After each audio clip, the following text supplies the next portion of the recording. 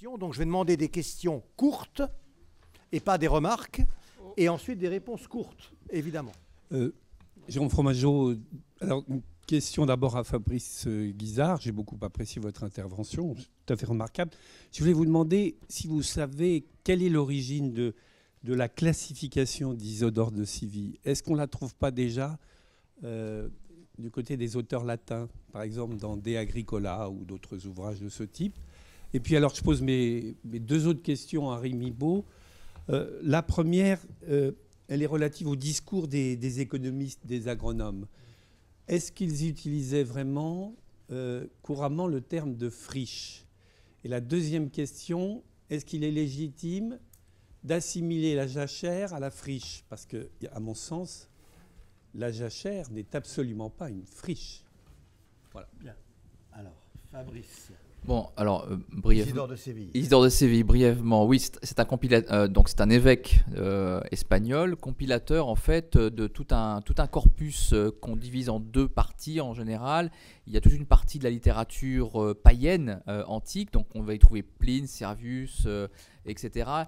Il se pique de savoir lire aussi encore le grec. On a de gros doutes. Il va simplement réutiliser certains termes qu'on va trouver en grec pour justifier l'étymologie de certains mots.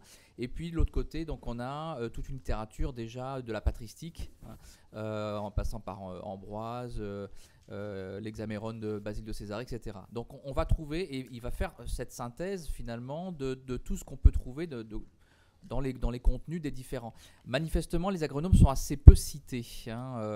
Pourtant, ils sont connus, puisqu'on a des copies jusqu'au IXe siècle, notamment Columelle et Palladius sont des auteurs connus. Puis secondairement, Virgile, qui est considéré aussi comme un auteur scientifique, malgré sa formulation poétique dans les bucoliques et les géorgiques. Merci. Alors, les agronomes. Oui, et la friche. Oui, très rapidement. Non, effectivement, c'est pas du tout légitime d'associer, d'assimiler jachère et friche, mais justement, c'est le. Je mentionnais l'ouvrage La troublante histoire de la jachère. C'est cette critique.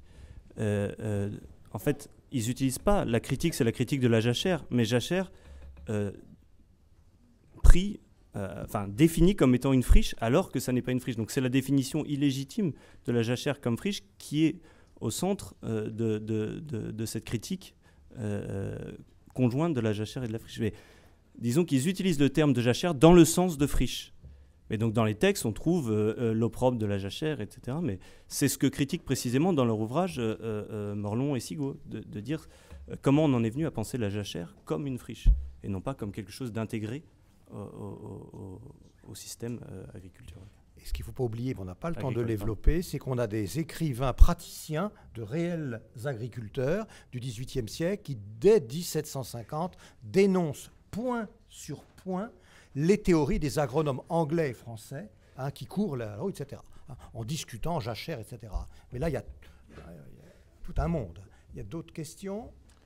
Oui, moi c'était sur la définition de friche. C'est un long débat chez les cartographes, notamment pour l'occupation du sol.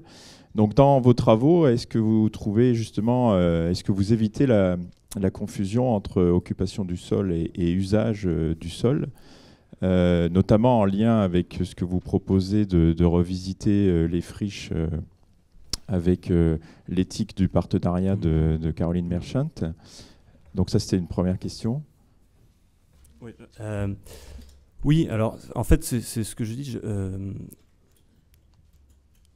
J'embrasse large derrière le terme de friche, donc d'une certaine manière, non, je rentre pas dans ce débat-là parce que je l'aborde du point de vue de la question du rapport à la nature, de ce que ça nous dit sur le rapport à la nature. Et justement, l'usage et occupation du sol, il contribue beaucoup aux troubles sémantiques et aux instrumentalisations, au passage, au changement de politique. Oui, mais en fait, disons que j'aborde la question de la friche en m'intéressant aux discours qui en font la critique, et donc qui en font une critique, justement, qui font une critique d'une diversité d'espaces. Donc de ce point de vue-là, oui, je critique le fait qu'il rassemble une diversité d'espaces sous cette appellation de friche. Mais du coup, quand je parle de friche, je la prends dans le sens aussi large que le font les critiques de la friche, précisément. Il y a une dernière question au fond. Oui, tout à fait. Donc ma question s'adresse à Rémi Baud, s'adressait peut-être aussi à Madame Chansigo qui est intervenue un peu plus tôt ce matin, portant sur la question de la conception des friches comme des ordres de la nature et des ordres de la société. J'ai vu que dans votre bibliographie, vous aviez cité la notion, le concept de Gilles Clément, un concept de 1995. Vous avez cité son manifeste du tiers paysage en 2004.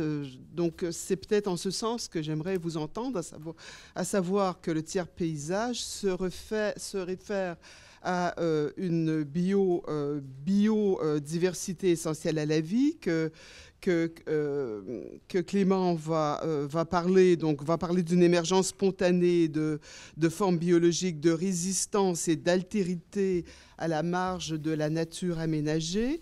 Mais cette biodiversité essentielle à la vie est aussi porteuse pour Gilles Clément, donc par analogie, d'une connotation sociale et éthico-politique, d'une diversité culturelle et aussi de mode de vie. Et il renvoie, et je terminerai, également toujours pour Gilles Clément, ce tiers paysage renvoie au tiers état et au pamphlet de Sieyès de 1789.